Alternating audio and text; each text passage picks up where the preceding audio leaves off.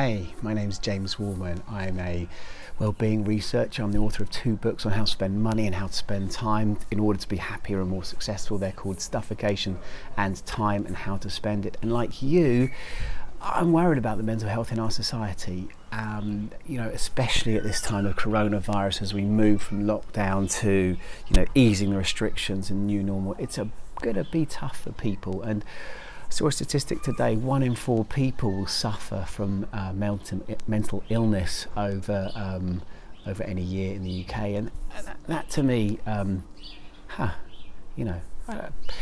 an extent we all get ill, but the important thing is A, to not be ashamed of any kind of mental health problems we have, and B, see what we can do to help. And I just thought that maybe I can use some of the stuff that I've learned to put this into some simple videos where you can learn a tip, a trick, a ritual, a system, a habit that you can take on board, make yours, and therefore increase your happiness and reduce your risk of having mental health issues. So, simple trick for today. In fact, I'm going to sort of play with it a little bit, but really simple thing is that I'm going to talk about relationships, because relationships are incredibly important for happiness. They're a core part of the 7 rule structure that I've set up in Time and How to Spend It. Stories, STORIES, and the R is for relationships.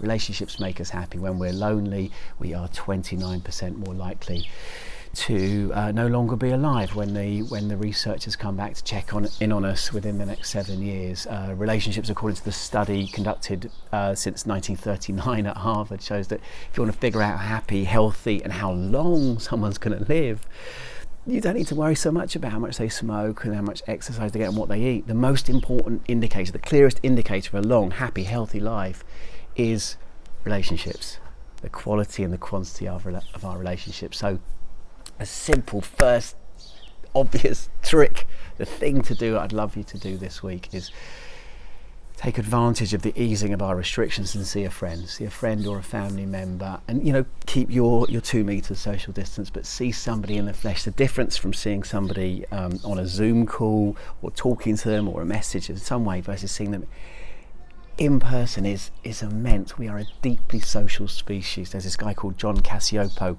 who figured out that saying you're lonely is the same as saying you're thirsty or you're hungry. It's simply a statement of something that you need. And I saw my dad at the weekend. I haven't seen him for 7 weeks. It's silly because I've Zoomed with him, we talk regularly, and I saw him, we walked our dogs, we kept a distance, but seeing him in person was really nice. And I've done that with a couple of friends. I've cycled, and also my brother. I've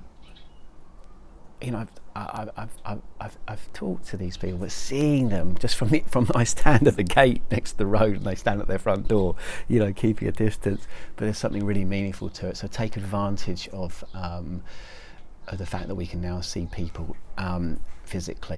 And the sort of second tip, or that one sort of squared, if you like, is what I'd love you to do after this call, after you've watched this, is pick up your diary, pick a date, a few months hence, maybe in August, maybe September, maybe July, if you're, and pick a Saturday or a Sunday, and then put a date in to meet up with a friend of yours, and then contact them and say, can you make it? And set a date, make a booking. The magic of this is anticipation is free happiness. So if you set this up, let's say dinner with a friend in September, then you'll be able to look forward to that from now until September, until it actually happens. And look, if the restrictions change and the lockdown comes back and it has to be pushed till November, that's okay, because you still get to look forward.